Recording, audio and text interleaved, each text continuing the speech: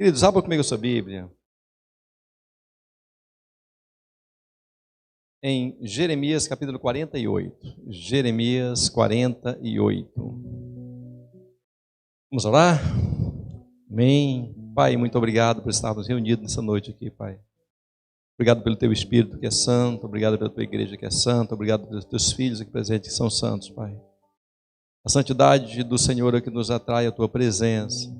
E nós te louvamos pela santidade do Senhor, Pai. Obrigado pelo Teu Espírito, obrigado pela presença maravilhosa do Senhor nessa casa. Obrigado pela mudança do ambiente. Obrigado, Pai, eu te louvo, eu te agradeço. Que aquilo que aconteça nessa noite seja para a glória e louvor do Teu nome, Pai. Nós nos rendemos, nos prostramos totalmente aos Teus pés, crendo que o Senhor está aqui para nos ouvir, Pai. Em nome de Jesus, muito obrigado, Pai. Em nome de Jesus. Amém. Jeremias 48, quem está na mídia? Amém. Jeremias 48, versículo 32, isso. Lamentarei por todos vós, mais do que o choro de Pojazar. Ó videiras de Sibna, os teus ramos ultrapassaram o mar e chegaram até Jazar. Mas o destruidor caiu sobre as tuas frutas de verão e sobre a tua colheita de uvas. Jeremias é um dos profetas mais legais assim para você ler. A gente fala assim, um dos mais, né? Mas é um excelente profeta para você ler. Eu li recentemente Jeremias, estou agora fechando Ezequiel, e eles combinam o texto assim, de um combina com o outro, são contemporâneos também. Jeremias ministrava aos judeus em Jerusalém, Ezequiel ministrava aos judeus que estavam lá cativos na Babilônia, mas os textos são muito correlatos, muito parecidos. E essa palavra especificamente aqui foi quando Deus usando Jeremias, liberou uma palavra contra os moabitas. E falava, olha, lamentarei por vós mais do que choro por Jazar, ó videiras de Sibna. Os teus ramos ultrapassaram mais, chegaram até Jazar, mas o destruidor caiu sobre as tuas frutas de verão e sobre a tua colheita de uvas. Os moabitas, como povo, eles são originários de uma relação incestuosa de Ló com as filhas dele. Na verdade, a história nos diz que as filhas de Ló, após a destruição de Sodoma e Gomorra, não tendo mais mãe, a mãe ficou transformada numa estátua de sal, elas então embebedaram o pai, e as duas, a mais velha e a mais nova, tiveram relações sexuais com o pai e engravidaram. Uma delas deu, isso está em Gênesis 19, 36, tá certo? Gênesis 19, 36. Assim as duas filhas de Ló engravidaram do próprio pai. A primogênita teve um filho e deu-lhe o nome de Moabe. Este foi o pai dos moabitas de hoje. A mais nova também deu à luz a um filho, chamou de Ben-Ami, isto é, pai dos amonitas de hoje. Então, essa geração, esse povo nasceu dessa relação incestuosa, um pai com filha. Até hoje realmente é lastimável uma coisa dessa. E eles, naturalmente, por serem filhos da descendência de Abraão, porque Ló era sobrinho de Abraão, eles também se consideravam herdeiros da promessa. Por causa disso, eles mantiveram durante muitos anos guerras muito acirradas contra Israel, contra Judá, certo? A terra dos Moabitas, onde ficava a cidade de Jazar, quando os israelitas chegaram na terra da promessa de Deus, ali que Deus tinha prometido a eles, a terra de Canaã, parte das tribos ficou do lado de cá do rio Jordão. E a cidade de Jazar ficava exatamente nesse local ali. Então, aquela terra de Jazar ficou dada em herança aos Rubenitas, aos Gaditas e à meia tribo de Manassés. Certo? Josué 13, 24, o escritor até registra isso. Ó. A tribo de Gade também clã por clã, Moisés outorgou as seguintes terras: o território de Jazar, todas as cidades de Gileade, a metade da região onde habitavam os amonitas, até Aroé, próximo a Rabá, estendia-se desde Hebron até Ramate Mispá e Betomim, e desde Manaim até as terras de Debir, no vale do Jordão, incluía Bet-Arã, Bet-Nimra, Sucote, Zafon, o restante do território de Esbom, abrangia a margem leste do Jordão até o mar de Quinerete. Essa foi, portanto, a herança dos filhos de Gade, segundo as suas famílias, com as suas cidades e povoados. Então, quando você pega a geografia da divisão das terras, especificamente a terra de Jazar, ficava ali entregue, ficava dada, foi dada aos filhos dos Rubenitas, aliás, dos Gaditas. Quando Jeremias liberou essa palavra, você vê assim, os textos parece que eles combinaram. Mas, na verdade, não foi combinado. Eu até acredito que Jeremias não tivesse ainda nem acesso aos textos de Isaías.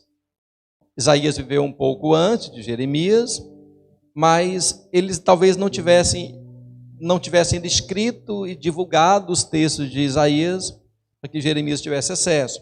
Só que quando Jeremias liberou essa palavra contra os moabitas, Isaías também, há algum tempo atrás, tinha liberado palavra muito semelhante. Isso está em Isaías capítulo 15. Deixa eu ler para vocês. Isaías capítulo 15 diz o seguinte: palavra de advertência contra Moabe. Verdadeiramente, na noite em que foi destruída a cidade de Ar, de Moabe, ficou arrasada. Em uma noite foi devastada Kir de Moabe, e igualmente calou-se por completo diante da sua total devastação. A população da cidade sobre o templo de Diblon e os seus altares idólatras, para derramar lágrimas de suas lamentações. Por causa de Nebo e de Medeba, todo o povo de Moabe pranteia. Em sinal de luto, todas as cabeças serão raspadas e toda a barba foi cortada. Nas ruas caminham vestidos de luto, com roupas de lamento. Nos terraços e nas praças públicas, todos pranteiam e se prostram chorando. Ebom e Eliabe clamam, até Jaaz as suas vozes são ouvidas. Por isso os guerreiros fortemente armados de Moabe se sentem vacilantes, e o coração deles treme de pavor. O meu coração roga por ti e clama por Moabe. Os teus fugitivos vão até Zoar, até Eglat Cilícia. Em verdade, a multidão sobe a ladeira de Luite aos prantos. Caminham pela estrada de Oronaim, erguendo um clamor aflito diante da desolação. Porquanto as águas de Niri secaram-se, as pastagens secou-se, a vegetação morreu, e todo o verde simplesmente desapareceu. Eis a razão por que reuniram o que conseguiram salvar dos seus bens e o transportaram para além dos ribeiros dos salgueiros. Em verdade, o seu clamor espalhou-se por todo o território de Moabe. Sua lamentação foi ouvida em Eglaim e chegou até Ber-Elim. Com efeito, ainda que as águas de Dibom sejam totalmente atingidas de sangue, enviarei mais um castigo sobre Dibom. Um leão atacará os sobreviventes de Moabe e avançará contra aqueles que permanecem em suas terras. Essa palavra foi liberada por Jeremias. Entenda o contexto. Por Isaías, um pouco antes, alguns anos antes do que Jeremias liberou a palavra. E quando Isaías liberou essa palavra, capítulo 15, que eu li para vocês, passaram 3 anos. Qual era o movimento político da época? A encenação política da época? Um grande império estava se levantando, o Império Assírio. Assírio, capital, Nínive. Geograficamente, hoje, Nínive fica na Síria. Mas Síria não tem a ver com a Síria, é diferente. Era um povo. E eles marcharam contra a terra de Israel. E o intuito do reinado assírio, Senaqueribe, era destruir completamente aquela região, tomando para si. Sempre a ideia de imperialismo, tomando para si aquela região. Então, quando Isaías liberou essa palavra, 3 anos depois, o Império Assírio já montado, veio e devastou completamente aquelas terras. Pela leitura que eu fiz para vocês, assim, de maneira bem rápida, vocês percebem que as pessoas ficaram desoladas. A nossa geração, ela não passou, graças a Deus, por uma guerra. Nós não vivemos, a nossa geração aqui do Brasil, nós vivemos guerras lá fora, na África, no Oriente, agora naquela parte da Rússia com a Ucrânia. Mas assim, de maneira geral, a nossa geração daqui do Brasil, nós não enfrentamos uma guerra. O ambiente de guerra, você pode ver lá na Ucrânia, pelas imagens que você vê, é devastador. Não tem bonzinho numa guerra. Então o que eles enfrentaram foi algo semelhante. O exército assírio, por onde eles passavam, eles eram bárbaros. Por onde eles passavam destruindo completamente. Destruindo tudo. Tomando as riquezas e destruindo completamente. Capítulo 16 de Isaías, versículo 7, diz o seguinte: Eis porque os moabitas choram por Moabe. Cada um se lamenta e se entristece pelos bolos de passas, doces recordações de Kir-Haresete. Eis que as lavouras de Esbom estão murchas, como também as videiras de Sibna. Os governantes das nações pisotearam as melhores videiras, que antes chegavam até Jazar e se estendiam para o deserto. Os seus brotos espalhavam-se por toda parte e chegavam até o mar. Quando você pega a localização ali, essa região especificamente fica hoje na Jordânia. Então, você pega a extensão da plantação de videiras, se estendiam até o Mar Morto. Era uma extensão muito grande. Era a riqueza daquela terra. É mais ou menos, se você descer aqui, por exemplo, para o sul do Piauí, sul do Maranhão, aquela região ali, Maranhão, Tocantins, a região mais próxima que nós temos, Maranhão, Tocantins, Bahia, você vê ali, e Piauí, você vê ali uma plantação grande, enorme de soja, de diversos espécies de grãos. E aquilo, quando você passa, sim, você fica alegre, porque você vê uma produção sendo entregue, as pessoas sendo alimentadas, máquinas trabalhando, aviões trabalhando. Então, a visão que eles tinham dessa época de Jazar era muito parecida com a visão que nós temos hoje das plantações que nós temos aqui no Brasil. De repente, vem um destruidor e acaba com tudo, arrasa com tudo. Totalmente destruído. Essa foi a visão que eles tiveram. Era uma região rica, conhecida pelas suas parreiras, pelas suas lindas frutas de verão. E quando o exército assírio invadiu, as cidades ficaram totalmente destruídas.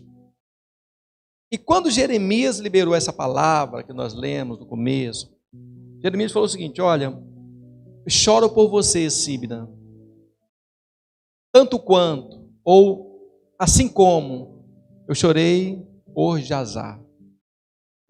Quando Jazar foi destruída pelo Império Assírio, o lamento era grande por causa da devastação. Muito grande. Aí Jeremias fala o seguinte, olha, Jeremias 48, 32. Presta atenção, porque aqui o profeta ele declara claramente como havia sido antes e como haveria de ser caso não mudassem de posturas. 48, 32, vamos só reler. Lamentarei por vós mais do que eu choro por Jazar, ó videiras de Sibna. Os teus ramos ultrapassaram mais, chegaram até Jazar. Mas o destruidor caiu sobre as tuas frutas de verão, sobre a tua colheita de uvas. A alegria e a satisfação abandonaram as terras férteis de Moabe. Interrompi a produção de vinhos nos lagares. Ninguém mais pisa uvas com brados de alegria, embora haja sem gritos. Esses não são de alegria.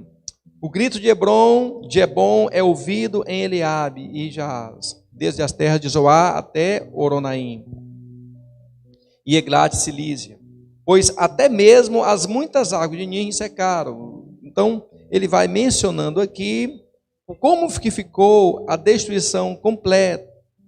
Versículo 39. Vede como geme Joabe, como está arrasada totalmente alquebrada. Como planteia, como envergonhada e humilhada se virou Moabe às costas. Ele vai falando e vai mencionando. Versículo 46. Ai de ti, pobre Moabe, os povos de Camos o povo de Camos está devastado, pois teus filhos foram capturados e levaram para o exílio, as tuas filhas para o cativeiro. Aí, quando Jeremias liberou essa palavra, tinha um outro contexto político. Qual era? O rei Nabucodonosor, da Babilônia, também tinha se levantado como novo imperador mundial e também estava com grandes conquistas, ampliando grandes conquistas territoriais. As conquistas hoje, numa política mais atual, não são territoriais, elas são econômicas, né? A briga hoje é por mercado. Naquela época não, era por territórios. Eles entendiam que quanto maior o território, mais fortes seriam. Então aquele império tinha se levantado e Jeremias liberou uma palavra contra Moabe, dizendo o seguinte, assim, a palavra em si diz o seguinte: se arrependam. Vocês não precisam se lembrar com o que aconteceu em Jazar. Ele fala, ó videiras de Sibna, já tinha se recuperado. Vocês não precisam se lembrar, vocês não precisam reviver aquilo que viveu em Jazar. Se arrependam, se voltem para o Senhor. Mas a palavra dada a Jazar entrava de um lado do ouvido e saía do outro. A palavra dada aos moabitas entrava do lado do ouvido e saía do outro. Aquilo não tinha efeito nenhum para eles. Aí eu me pergunto assim, é claro que numa visão mais futurista, se você for observar, o povo moabita foi totalmente extinto. A extinção prometida por Moabe começou quando um considerável grupo de nabateus se fixou no seu território, isso no primeiro século antes de Cristo, e culminou com os árabes no período bizantino, que fez com que Jazé fosse destruído, seu choro fosse lamentado completamente. Assim, tinha uma promessa de restauração, eles não quiseram. Tinha a palavra de destruição, eles não observaram. E por fim foram totalmente extintos. Aí me veio uma pergunta no meu coração, assim, meu Deus, por que faz com que alguém que tenha sido devidamente avisado, instruído, que tenha ouvido a palavra, que tenha se atido ao que o Senhor tem mencionado, o que faz com que alguém tenha que passar tamanha luta que já viu o outro passar? Tamanha dor. O que faz? É claro que se nós, hoje assim, a gente não consegue nem entender claramente, porque, como eu falei, nós não vivemos num ambiente de guerra, mas o ambiente de guerra ele é devastador. Você vê aquelas cenas lá na Ucrânia, aquela família, aquela esposa, aquele pai, aquela mãe, fugiram com o que conseguiram pegar de casa. Não sabem quando vão voltar. O orçamento previsto para a recuperação da Ucrânia são valores assim astronômicos que nós não conseguimos nem calcular, assim, porque está longe da nossa realidade. Tudo isso por causa da guerra.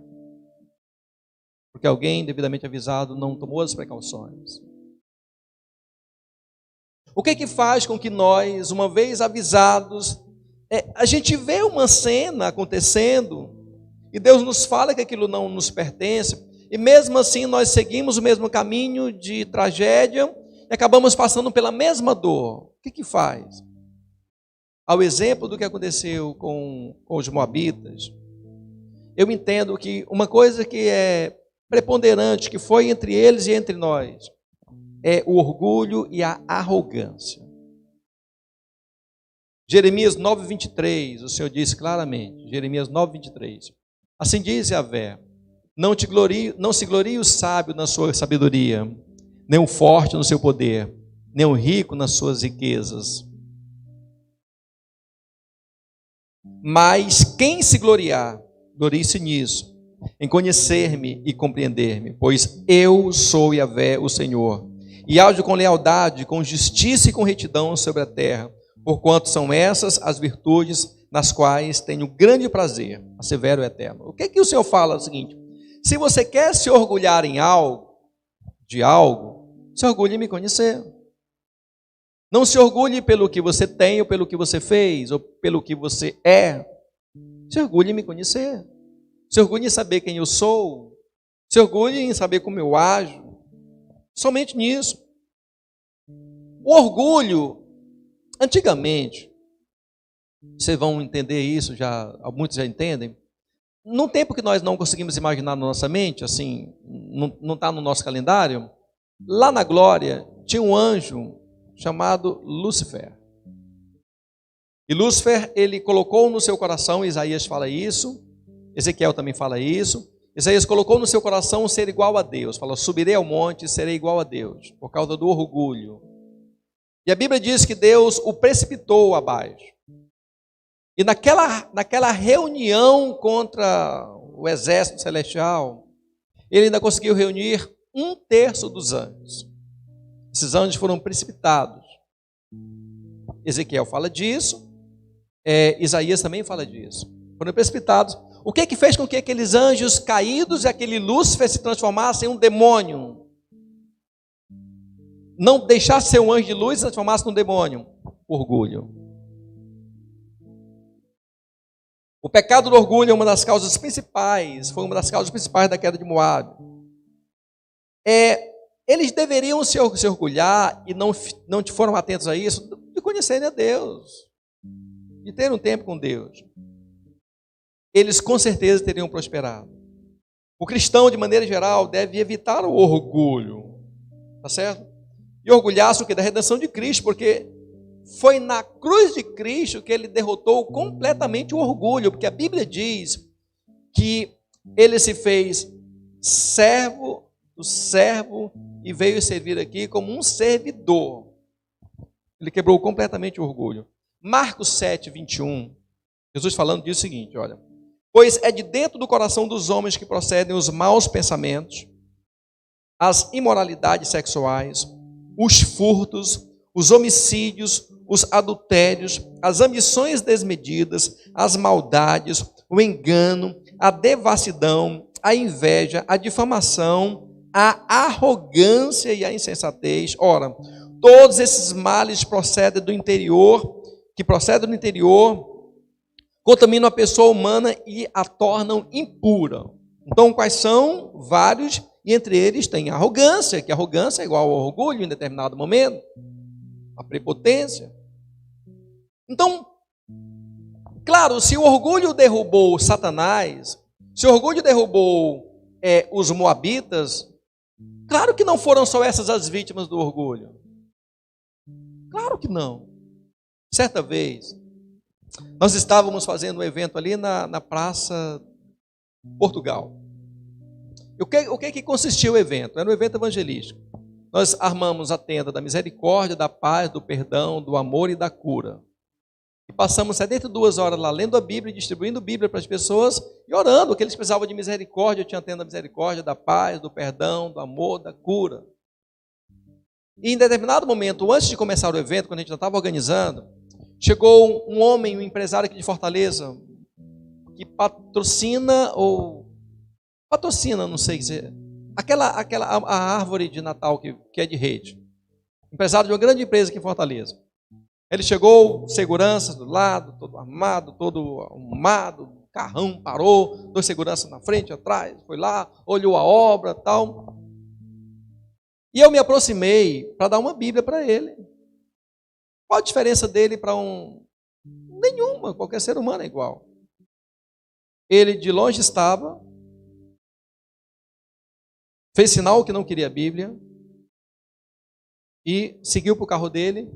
E o segurança dele lá atrás, um deles, me dá, eu quero, me dá, para mim, me dá. Sabe, na hora que morre, tanto ele quanto o segurança, ou o funcionário da limpeza, ou o funcionário da portaria, ou um dos diretores, é tudo igual. É tudo igual. E esse mesmo empresário soube. E certa vez, alguém da família dele sofreu um acidente muito grave. E nesse momento, esse homem entrou no desespero tão grande, ele se jogava no chão e puxava os cabelos da cabeça dele, assim. Tamanho era o desespero. Veio UTI aérea para levar a pessoa acidentada para São Paulo e desesperado. Sabe quem estava lá falando de Deus para aquela família? A pastora Giovânia. E mesmo tendo passado por uma situação dessa, onde ele viu a mão de Deus atuando, mesmo assim, o orgulho me mantém acima de qualquer situação. Eu estou falando de um empresário rico, mas você tem muito pobre, miserável, orgulhoso também. Então não é da questão financeira, está dentro do coração. Quando Jesus falou de onde estava o orgulho aqui, em que local da nossa mente, em que local do nosso corpo está o orgulho? Está no braço, tira o braço fora. Está na mão, tira a mão fora. Está no pé, está no... Não está na cabeça, está no coração. Então, se é coração, pode ser um rico, um pobre, qualquer pessoa orgulhosa.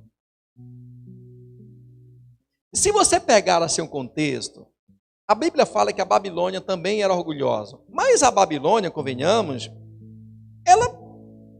Inclusive, quando você lê o livro de Daniel, você vê assim, quando Nabucodonosor se portou, aquela cidade maravilhosa, Babilônia, você vê o que aconteceu com Nabucodonosor. Ele falou, olha, como é que eu fiz tudo isso? os jardins suspensos da Babilônia, os edifícios, as construções, a cidade toda planejada. Ele falou, realmente eu sou bom. Se você pegar assim numa analogia humana, a Babilônia, embora errada, mas você fala, mas ele fez muita coisa. Ele pode até estar errado, mas ele tem de que se orgulhar, porque ele fez muita coisa. Agora, Moabe não tinha nada de que se gloriar. Nada. Então, quando aconteceu, por exemplo, o primeiro momento que Isaías liberou uma palavra contra eles, tá certo? Eles fugiram. Quando veio a destruição, eles fugiram, deixaram a terra arrasada, destruída, e fugiram, muitos deles fugiram, certo? E, ao fugirem, eles foram para o sul, eles invadiram uma cidade, invadiram outra cidade. De lá, os fugitivos mandaram ao rei de Judá um pedido de asilo. Isaías, na época o rei era o rei Ezequias. Isaías, que era da descendência real, também vivia no palácio. E Isaías procurou Ezequias e falou, não aceite o pedido de asilo dos moabitas. Sabe o que eles queriam? Eles queriam que Israel, que Judá, desse a proteção a eles, o asilo para eles, mas ao mesmo tempo não queriam entender que era o Deus de Judá que tinha livrado eles dos assírios. Isaías falou, não é assim. Se eles vierem para cá, eles têm que se sujeitar ao nosso Deus para serem totalmente guardados, porque nós não temos como guardar ninguém. E mesmo assim, eles não quiseram se submeter ao Deus de Israel, mesmo sabendo que Deus havia guardado aquele povo dos assírios, não quiseram se submeter. Então, o que nós vemos? O seguinte, assim, por exemplo, de maneira bem clássica, se tem uma coisa da qual Deus é contrário, é ao orgulho. 1 Pedro, capítulo 5, versículo 5, diz o seguinte, do mesmo modo, jovens, sede submissos aos mais velhos, e todos vós igualmente tratai com humildade uns aos outros, porquanto Deus se opõe aos orgulhosos, mas concede graça aos humildes. Então, eu não quero ter um inimigo chamado Deus. Ele é invencível. Qual é uma forma que eu não tenho de ter um inimigo chamado Deus? Não sendo orgulhoso. Deus, ele se coloca contra o orgulhoso. O coração, como eu já falei para vocês, é um lugar onde habita o orgulho. Colossenses 3,12 diz o seguinte, ó, assim como o povo escolhido de Deus, santo e amado, revestido de um coração pleno de compaixão, bondade, humildade, mansidão e paciência. Vira para a pessoa que está do seu lado, de verdade, fala para ele, tenha um coração pleno de compaixão, bondade, humildade, mansidão e paciência.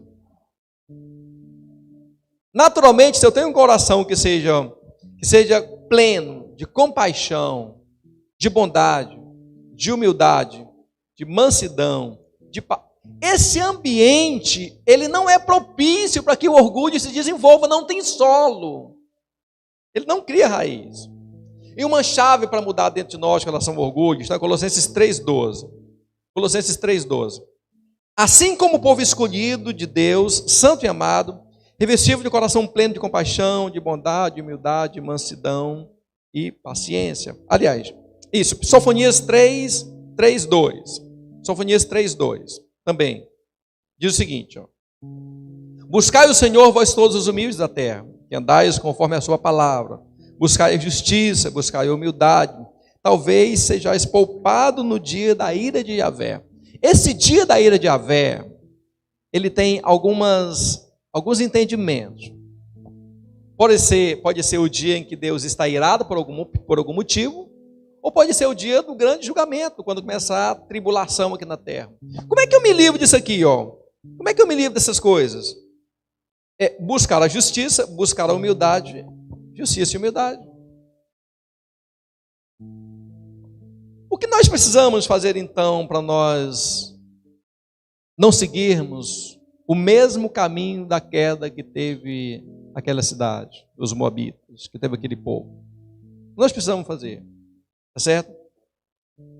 é retornarmos a nossa visão para o padrão criado por Deus, tendo em vista que Ele não nos fez orgulhosos.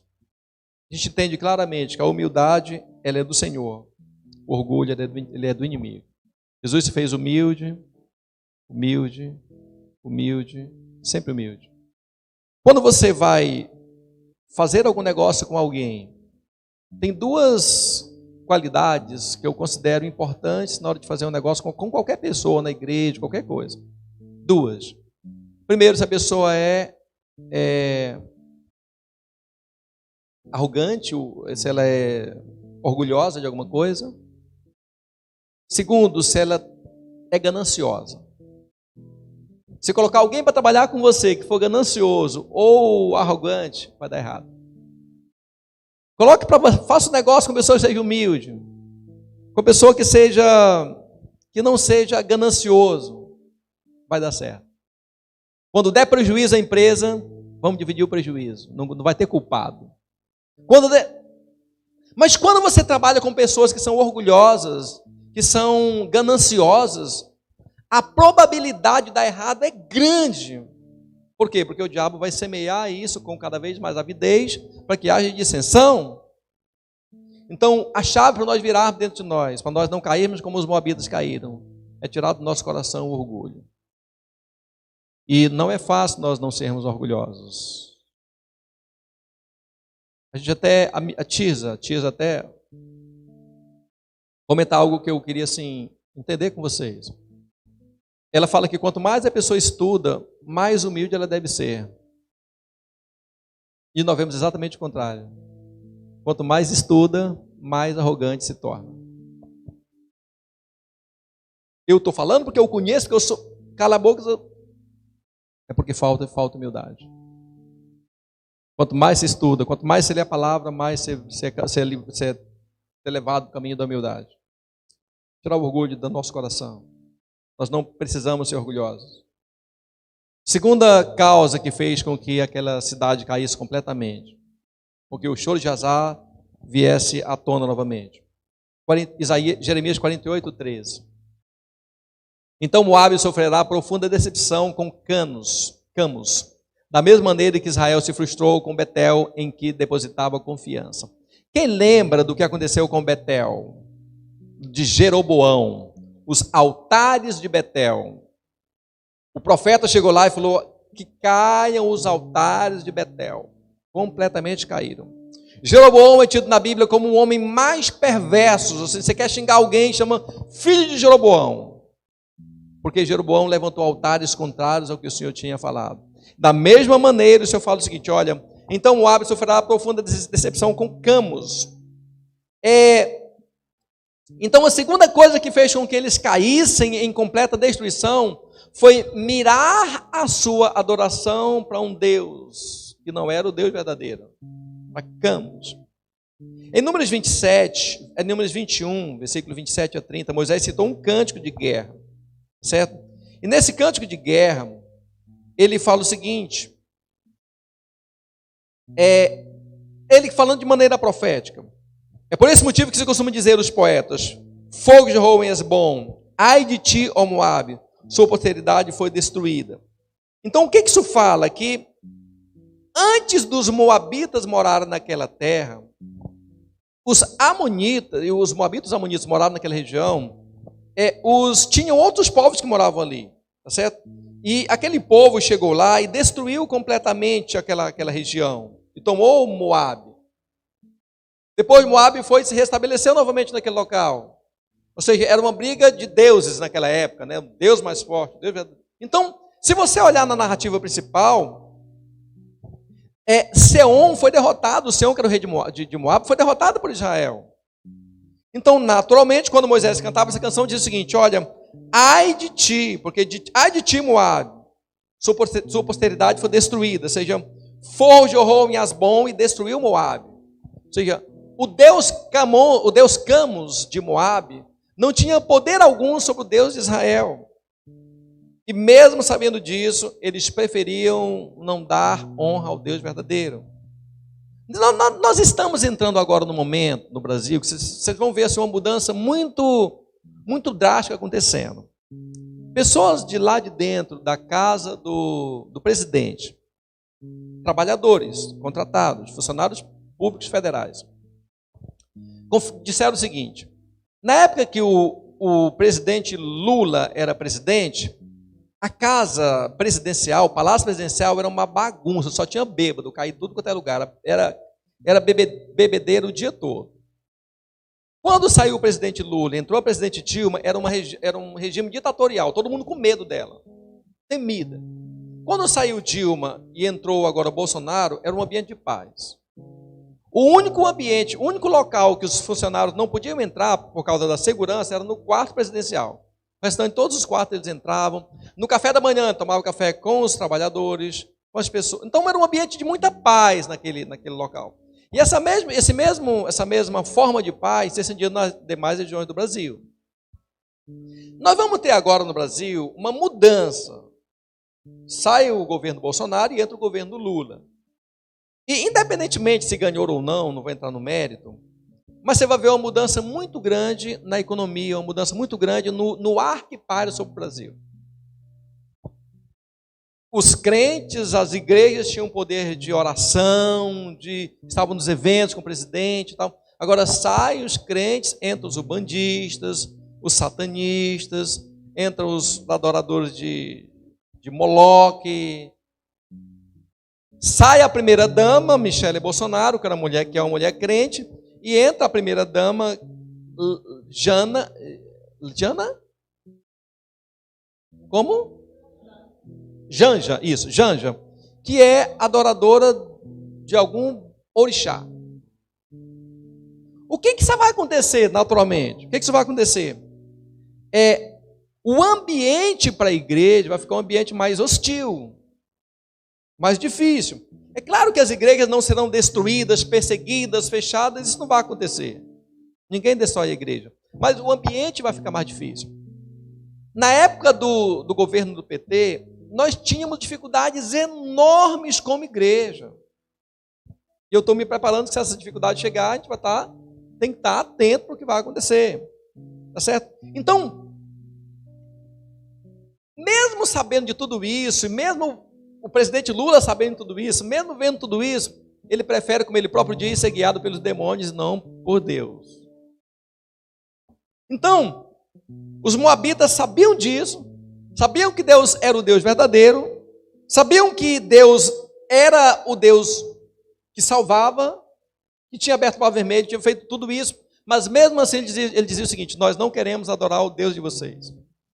Nós queremos adorar Quemos. Em 2 Reis 3, 21, conta a história de uma guerra. E lá no final, quando o exército inimigo se aproximou dos moabitas, versículo 27, quando o exército inimigo de Israel e os edomitas se aproximaram dos moabitas, a Bíblia fala, 2 Reis 3, 27. A Bíblia fala o seguinte, ó: então o rei, tomou o seu filho mais velho, que seria o futuro sucessor do seu trono, e o sacrificou ao deus de Moabe, a Camus, sobre o muro da cidade. Essa atividade provocou grande ira divina em Israel. Por esse motivo, eles se retiraram e voltaram para a sua terra. O rei sacrificou o seu próprio filho para não perder uma guerra, em cima do muro da cidade. Era comum naquela época eles sacrificarem seus filhos. Muito comum.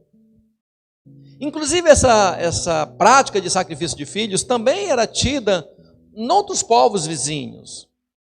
Quando Jesus reuniu seus discípulos para falar sobre a igreja, aonde foi que Jesus lançou a pedra fundamental da igreja? Assim, aqui começou a igreja. Ele levou a igreja lá para a nascente do Jordão. E lá na nascente do Jordão, a evangelista Eliana vai passar lá agora. Você vai lembrar do que eu vou lhe falar. Levou os discípulos para um lugar chamado Boca do Inferno, Porta do Inferno. Nesse lugar chamado Porta do Inferno, as pessoas antigamente iam lá e sacrificavam seus filhos a Moloque ou a Pan. Pan já é o nome de Moloque no panteísmo grego. Ao Pan. Então, quando Jesus foi estabelecer a sua igreja, ele levou os discípulos até aquele local. Falou o seguinte: olha, tu és Pedro, e sobre esta rocha edificarei a minha igreja, e as portas do inferno não prevalecerão contra ela. Ou seja, o Deus Pan, de Pan vem pandemia, de Pan vem Peter Pan, aquele demôniozinho que às vezes alguns pais deixam os filhos verem. Tudo é de uma divindade maligna. E Jesus falou, as portas do inferno não prevalecerão contra essa igreja. Não destruirão essa igreja. Tá certo? Então, eles sabendo tudo isso, eles ainda continuaram. Em Números 25, versículo 3, Baal Peor é mencionado provavelmente como uma cidade local de Moabita, ou seja, além do deus Canos, ainda era Baal Peor que eles adoravam. Tá certo? E outra coisa que você tem que entender é o seguinte: como é que eu faço para não entrar em destruição? Primeiro, assim, nessa narrativa, não seja orgulhoso. Segundo, não levante altares a outros deuses, sejam eles quais forem. Só tem um Deus verdadeiro. O nome dele é Yahvé, o Senhor. Ele se apresenta de três formas, como Deus Pai, Deus Filho e Deus Espírito Santo. O Deus Pai criou, o Deus Filho restaurou e o Deus Espírito Santo prepara para o arrebatamento. A igreja que vai ser arrebatada é a igreja que anda de acordo com os movimentos do Espírito. Então não é uma igreja movida por alguma outra coisa, mas é movida pelo Espírito. Assim, um rei desviado, alguém desviado, pode até mesmo colocar dentro da sua casa, dentro de algum local, uma adoração a um Deus estranho. Por exemplo, em 1 Reis 11:7, Salomão, ele já estava envelhecendo e muito prostituto, querendo agradar todas as suas mulheres, ele então construiu um altar em homenagem a Camus, o odioso nefasto deus dos Moabitas, sobre o monte ao lado de Jerusalém, e a Moloque, abominação dos Amonitas. Então você pega tanto Camus como Moloque, e a evangelista Eliana vai passar agora, antes do que nós, vai ver Jerusalém, tá certo? Ali em Jerusalém você tem algumas coisas interessantes, e naquela época o rei tinha mandado edificar ali em Jerusalém um templo ao deus Camus e outro ao deus Moloque. Mas lá em casa é assim, a idolatria predomina, tudo bem, assista a destruição entrando na sua casa. Lá em casa eu quero servir a Deus, mas o meu marido serve a fulano de tal, não sei aonde, na Índia. Ore bastante para que a destruição não entre na sua casa. Muito, ore muito. Sabe, e como é que se destrói uma atuação maligna dentro de casa? Você pode até fugir do primeiro item. Eu não sou orgulhoso. Na verdade, eu tenho, eu reparto, eu gosto de abençoar. Sabe, não quebrei o orgulho do meu coração. Mas no segundo item, muitos de nós caímos. Nós levantamos altares de adoração a deuses estranhos. Nós fazemos consulta de horóscopos. Outros consultam e veem, o astrólogo fulano de tal descobriu aqui quem vai ser aquilo. Você vai lá, assiste o vídeo do astrólogo, do feiticeiro, do fulano de tal, e acaba acreditando naquilo ali. Isso é magia.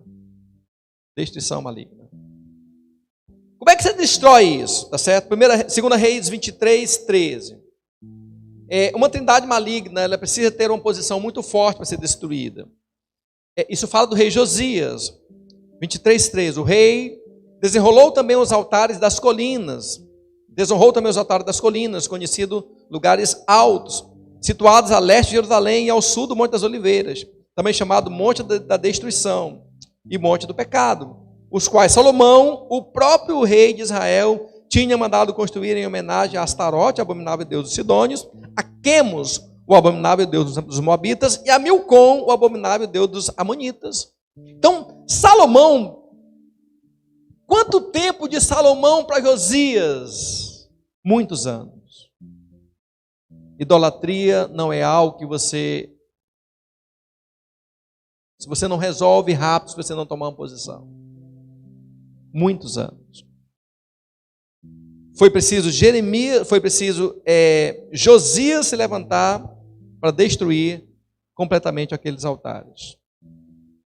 Então, o que eu quero passar para vocês de maneira muito rápida, o choro de Jazar tem que ser algo passado.